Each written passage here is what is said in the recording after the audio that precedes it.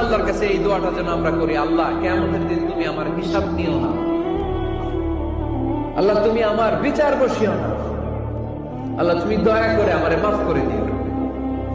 আল্লাহ যার বিচার করবেন ও জাহান্নামে যাবে, আর যার বিচার করবেন না সে জান্নাতে যাবে। আল্লাহ যদি বিচার করে আর পাই টু পাই হিসাব নেয়, নামাজ পড়লি না কেন, রোজা রাখলি না কেন, মিথ্যা বললি কেন, খাদ্যে ভেজাল দিলি কেন, মাছে ফরমালিন দিলি কেন, যৌতুক খাইলি কেন, ঘুষ খাইলি কেন, উল্টা পাল্টা করলি কেন, জিনা করলি কেন, একটার পর একটা প্রশ্ন বানে যদি সেই ভয়ঙ্কর দিনে আল্লাহ আমাদেরকে জর্জরিত করে, আমাদের কোন উত্তর আছে? সেদিন আমাদের বাঁচার কোন উপায় আছে?